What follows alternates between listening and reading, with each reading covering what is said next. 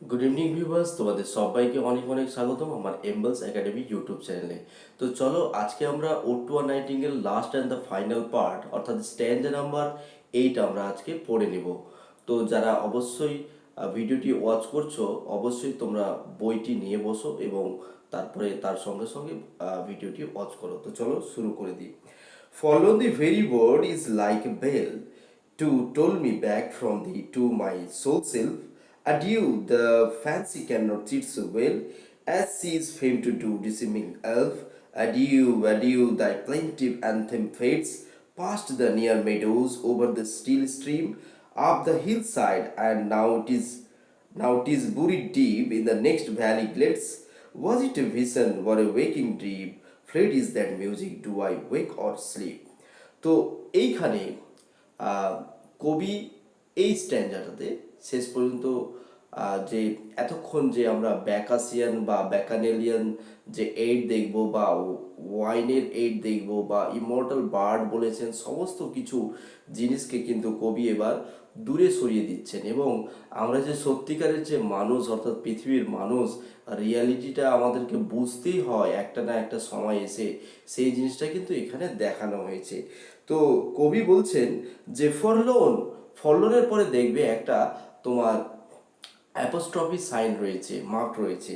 তো ফরলোন কথাটার মানে হচ্ছে lost, lost or abandoned, abandoned. তাহলে ফরলোন, ফরলোন লস্ট হারিয়ে গেলাম, হারিয়ে ফেললাম, বা অ্যাবান্ডন বা পরিত্যক্ত হয়ে গেল, বা আমি বিদায় জানালাম, আমি বিদায় জানালাম, বা ডেপারচার হয়ে গেল অর্থাৎ ডেপার্ট হয়ে গেল, এখান থেকে প্রস্থান করে গেল। The very word is like a bell. তো এই ফরলোন কথাটা অর্থাৎ লস্ট অর অ্যাবান্ডন কথাটা বা ডিপার্টিং বা ডেপারচার কথাটা আমার কাছে মনে হচ্ছে ঘণ্টাধ্বনির ন্যায় বেজে উঠলো। The very word মানে the very word, forlorn this very word is like a bell to me, আমার কাছে যেন ঘন্টার মতো বেজে উঠলো। To toll me back, তো toll me back that means to call me back, আমাকে ফিরিয়ে আনলো। From thee, তোমার কাছ থেকে, ও নাইটিঙ্গেল, তোমার কাছ থেকে আমাকে যেন ফিরিয়ে আনলো। কোন শব্দটা? সেই ফরলোন বলে বা যেটা লস্ট অর অ্যাবান্ডন ব্যাপারটা আমাকে বুঝিয়ে দিচ্ছে, সেই শব্দটা আমাকে কি করলো? তোমার কাছ থেকে আমার চিত্ত জগতে বা আমার পার্থিব জগতে আমাকে আনতে সক্ষম হলো। To my sole self, to my sole self. তাহলে সোল মানে হচ্ছে নিজের, সরি, সোল সেলফ মানে bring me back by its sound to his own conscious life. তাহলে এই ফলন শব্দটা তিনি তিনার নিজস্ব চিত্তে বা নিজস্ব পার্থিব জীবনে তিনাকে ফিরিয়ে আনতে সক্ষম হলো। অ্যাডিউ, বিদায়, বিদায়। হে নাইটিঙ্গেল, তোমার গানকে আমি বিদায় জানাচ্ছি। Adieu, goodbye, goodbye. The fancy can not cheat so well, fancy আমাকে খুব ভালোভাবে, ফ্যান্সি দ্যাট মিন্স তোমার কল্পনা বা ইমাজিনেশন, যে কল্পনা বা ইমাজিনেশনের উপর ভর করে এতটা কিছু বলে গেলেন কবি, এতটা মানে তিনি নাইটিঙ্গেলের গানে যে বিমুগ্ধ হয়ে হারিয়ে গিয়েছিলেন এবং তিনি কোনো সময় কোনো স্ট্যান্ডাতে আমরা দেখলাম তিনি এতটাই গানের দ্বারা বিমুগ্ধ হয়ে গেছিলেন যে তিনি মৃত্যুকে পর্যন্ত তিনি ডেকে দিয়েছিলেন বা ডেকেছিলেন। আবার দেখলাম যে তিনি সেই ওয়াইনের সঙ্গে তুলনা করা, তারপরে ব্লাসফুল হিপোক্রিনের সঙ্গে তুলনা করা, তারপরে সেই লিথ ওয়ার্ডসে হারিয়ে গেছেন এরকম জিনিসের সঙ্গে তুলনা করেছেন তিনি। তো যাই হোক, এত কিছুর পরেও যখন ফরলোন বলে কথাটা তিনার মনে পড়লো, শব্দটা মাথায় আসলো, তখন তিনি যেন তিনার নিজস্ব চিত্তে, নিজস্ব পার্থিব জগতে বা the solid bedrock of reality, বাস্তব জীবনের চিত্তে তিনি ফিরে আসলেন। তাহলে the very word is like a bell, forlorn কথাটা হচ্ছে একটা ঘণ্টাধ্বনির ন্যায়, যেটা কিনা তার কানের কাছে বেজে উঠলো। To call me, told me back, that means to call me back, আমাকে ফিরিয়ে আনলো। ফ্রম দিয়ে তোমার কাছ থেকে, টু মাই সোল সেলফ অর্থাৎ আমার নিজস্ব চিত্তে ফিরিয়ে নিয়ে আসলো। Adieu, farewell, goodbye, goodbye, the fancy can not cheat so well. অর্থাৎ ফ্যান্সি কথাটার মানে হচ্ছে এখানে ইমাজিনেশন, অর্থাৎ যে কল্পনার জগতে বা তোমার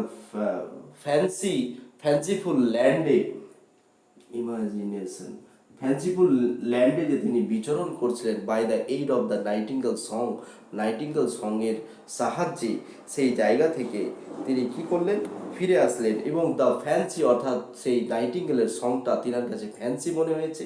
fancy can not cheat so well, হ্যাঁ, তাহলে তিনাকে ভালোভাবে চিট করতে পারেনি বা প্রতারিত করতে পারেননি। তারপরে বলছে যে as she is famed to do, এখানে সি বলতে ফ্যান্সিকেই বোঝানো হয়েছে। তাহলে সি বলতে এখানে ফ্যান্সিকেই বোঝানো হয়েছে, অর্থাৎ এই কল্পনা বা fancy. As she is famed মানে as she is famous to do such notorious things, অর্থাৎ এই তোমার কি বলবো, যেটাকে আমরা বলছি আর কি মিসচিভিয়াস, অর্থাৎ শয়তানিমূলক বা ভ্রান্তিমূলক বা হয়রানিমূলক যে জিনিসগুলো, সেই জিনিসগুলো করতেই এই ইমাজিনেশন বা ফ্যান্সি বিখ্যাত বা আমাদের কাছে সুপরিচিত। এই কল্পনার দ্বারাই আমরা অনেক সময় আবেগাতুর হয়ে বা আবেগে আপ্লুত হয়ে বিভিন্ন রকম মানে কাজ করে থাকি। তো কবিও এখানে বলছেন যে এই fancy can not cheat so well me, আমাকে ভালোভাবে প্রতারিত করতে পারেনি, ঠিক আছে। As she is famed to do, যদিও সে এইরকমটা করতেই সুপরিচিত আমাদের কাছে। আর ডিসিভিং এল্প, তারপরে কমা দিয়ে সেখানে লেখা আছে কি, এটা এক ধরনের ডিসিভিং এল্প, অর্থাৎ এমন একটা পরি, হ্যাঁ, ফেরি, যে কিনা ডিসিভিং মানে on which very much known about for her notorious work, তাহলে তিনার সেই মিসচিভিয়াস বা শয়তানিমূলক বা প্ররোচনামূলক বা ভ্রান্তিমূলক কাজ করতেই সে কিনা বেশি অভ্যস্ত বা সুপরিচিত, যার জন্য ওকে ডিসিভিং এল বলা হয়েছে। মানে কি, প্রতারিত করতে পারে বা মানুষকে ভ্রান্তির পথে ধাবিত করতে পারে, এরকম হিসেবে বলা হয়েছে, যার জন্য ডিসিভিং এল কথাটা বলা হয়েছে। এবার বলছে অ্যাডিউ, তার মানে কি বিদায়, ফেয়ারওয়েল, হ্যাঁ, দাই প্লেন্টিভ অ্যান্থেম ফেডস, তোমার সেই প্লেন্টিভ অর্থাৎ স্যাড লং সং, এখানে অ্যান্থেম বলতে the melody of the nightingale কি হয়েছে, ফেডস, আস্তে আস্তে যেন মনে হচ্ছে সেটা রিসিড হয়ে গেল, মিলিয়ে গেল, সেটা কি হয়ে গেল, রিসিড হয়ে গেল, মিলিয়ে গেল। আচ্ছা, past the near meadows, over the still stream, up the hillside, and now it is buried deep in the next valley glades. বলছে প্রথমে কি হলো, past the near meadows, তাহলে কাছে থাকা কোনো একটা নিয়ার মেডোজ অর্থাৎ কোনো ঘাস জমি বা তৃণভূমির কাছে, সেটা যেন মনে হচ্ছে সাউন্ডটা আস্তে আস্তে দাঁড়াও, সাউন্ডটা আস্তে আস্তে কি করতে লাগলো, আস্তে আস্তে আসতে লাগলো, আস্তে আস্তে এখানে এসে মনে হচ্ছে সেটা পাস্ট হয়ে গেল, মানে অতিক্রম করে চলে গেল। And over the still stream, এবার ধরে নাও স্ট্রিম মানে হচ্ছে তোমার এখানে, আচ্ছা, তো still stream that means quiet river, শান্ত অর্থাৎ নদীর জলে সেটা যেন আস্তে আস্তে কি করতে লাগলো, বিচরণ করতে লাগলো। তারপরে কি বলছে, আপ দ্য হিল সাইড, তাহলে এটা ধরে নাও হিল মনে হচ্ছে, তারপরে আওয়াজটা হচ্ছে হিল সাইডের দিকে চলে গেল। And now it is বুরিড deep, এবং তারপরে মনে হচ্ছে সেটাকে একদম বারিড করে দেওয়া হলো, অর্থাৎ কবরস্থ করা হলো,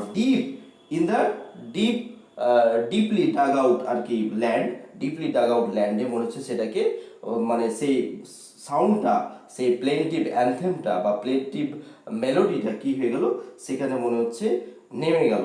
অ্যান্ড সেটা কোথায় ঘটছে, it is buried deep in the next valley গ্লেডস, অর্থাৎ পরবর্তী যে ভ্যালি রয়েছে, ভ্যালি অ্যাকচুয়ালি কি হয়, দুটো পর্বতের মাঝখানের অংশটাকে আমরা ভ্যালি বলে থাকি, ঠিক আছে, দুটো পর্বতের মাঝখানের অংশটাকে আমরা ভ্যালি বলে থাকি। তাহলে ভ্যালি গ্লেডস মানে হচ্ছে in the slope of the valley, তো ভ্যালির যে তোমার স্লোপগুলো থাকে সেই স্লোপে গিয়ে মনে হচ্ছে সেই যে সাউন্ডটা সেই সাউন্ডটা কি হলো একদম বারিড হয়ে গেল, সেখানে যে গিয়ে যেন মনে হচ্ছে সেখানে তাহার কবরস্থ মানে সাউন্ডটা কবরস্থ হয়ে গেল, মানে কবরে ঢাকা পড়ে গেল, মানে আলটিমেট এখানে যে নাইটিঙ্গেলের যে সংটা বা টিউনটা এখানে স্টপ করে গেল। ওকে, এবার কবি, হ্যাঁ, এই মিউজিকটা এতক্ষণ যে কবিতা নিয়ে আমরা নাড়াচাড়া করলাম বা আলোচনা করলাম, এখানে কবি নিজেই মানে আশ্চর্য হয়ে গেছেন এবং বলছেন, ওয়াজ ইট এ ভিশন, আরে এটা কি কোনো দৃশ্য ছিল, অর এ ওয়েকিং ড্রিম, অথবা কোনো না কোনো জেগে জেগে থাকা বা জেগে জেগে দেখা কোনো স্বপ্ন ছিল। Fled is that music, the melody of the nightingale, the music of the nightingale is is fled away, হ্যাঁ, সেটা পালিয়ে গিয়েছে। Fled away is over or ended, it is totally is over or ended, এটা শেষ হয়ে গেছে, চলে গেছে। Do I wake or I sleep, আমি কি জেগে আছি না আমি ঘুমিয়ে আছি। কবি নিজেই আর কি আশ্চর্য হয়ে পড়লেন তিনার নিজের কথায়। তবে একটা জিনিস আছে যে এইখানে যখন কবিতাটা শেষ হচ্ছে এই লাইনটা এরকম বলেছেন, এইরকম লাইন কিন্তু আমরা অন চসার অ্যান্ড স্পেন্সার, হ্যাজলিটের একটা 1818 সালের একটা লেকচার ছিল on Chaucer and Spenser, and Spenser was the poet of our waking dreams, এবং সেখানেও তিনি এই কথাটা বলেছেন, do I wake or sleep, হ্যাঁ, on the conflict between imagination and reality. আমরা এই একই রকম জিনিস ওড টু সাইকি এবং দ্য ফল অফ হাইপারিয়ানের মধ্যেও কিন্তু দেখতে পাবো, ঠিক আছে। তো এটা একটা ক্রস রেফারেন্স। আচ্ছা, এবার আর একটা কথা বলি রিগার্ডিং দিস স্ট্যানজা, যে তোমার এই যে এখানে যেটা বলা হচ্ছে না যে the fancy can not sorry bell to toll the word the very word is like a bell to toll me back from thee to my soul cell। তো এখানে টোল কথাটা মানে অ্যাকচুয়ালি বেল এখানে কি হিসাবে বোঝানো হয়েছে, মানে যেটার অ্যাকচুয়ালি মিনিং মানে কবিতা ছাড়া যদি বলি তাহলে এটা হচ্ছে slow regular notes of a church bell rung at a funeral যখন হয় তখন কিন্তু এটা বাজানো হয় বা ঘণ্টাধ্বনিটা করা হয়। অ্যান্ড এটা আরেকটা মানে ইমেজারি রয়েছে, this continues the imagery of death. হ্যাঁ, তবে এখানে কবি যেটা বলতে চেয়েছেন যে this bell recall him from the world of fancy to the actual world, তাহলে এই বেলটা কবিকে তিনাকে মানে সেই ওয়ার্ল্ড অফ ইমাজিনেশন থেকে কোথায় এনে ফেলেছেন, সেই ওয়ার্ল্ড অফ রিয়েলিটিতে বা অ্যাকচুয়াল ওয়ার্ল্ডে।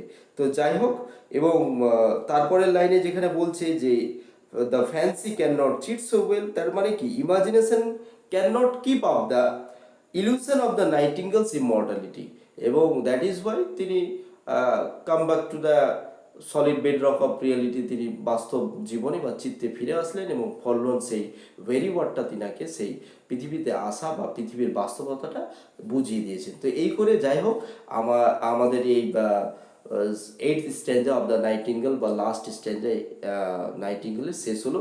আশা করি তোমাদেরকে বোঝাতে পেরেছি। আমি এরপরে শর্ট স্টোরি বা তোমার এসএসগুলো রয়েছে সেগুলোর ব্যাপারে আগে বাংলায় সারসংক্ষেপ দেব, তারপরে লাইন বাই লাইন অ্যানালাইসিসের ভিডিও আপলোড করব। তো ততক্ষণ পর্যন্ত stay tuned with Embels academy, watch the full video always, সবসময় তোমরা পুরো ভিডিওটা দেখার চেষ্টা করবে, স্কিপ করবে না, কারণ যে তোমরা সবাই কিন্তু পরীক্ষার্থী, ঠিক আছে। তোমাদের জন্য কষ্ট করে এই ভিডিওটা করা। অনেক সময় এর আগের ভিডিওতে যেরকম যদি বলি মানে 7 নম্বর স্ট্যান্ডার্ডে সেদিন আমার শরীরটা ভীষণই খারাপ ছিল, হ্যাঁ, তা সত্ত্বেও ভিডিওটা শ্যুট করতে হয়েছিল কারণ কন্টিনিউটি রাখা যাচ্ছিল না। অনেকজন হয়তো অপেক্ষায় রয়েছে যে সেকেন্ড বা এর পরের ভিডিওটা কখন আপলোড হবে আর কি। হ্যাঁ, তো যাই হোক, till then thank you very much. Next video খুব তাড়াতাড়ি আপলোড করে দেবো।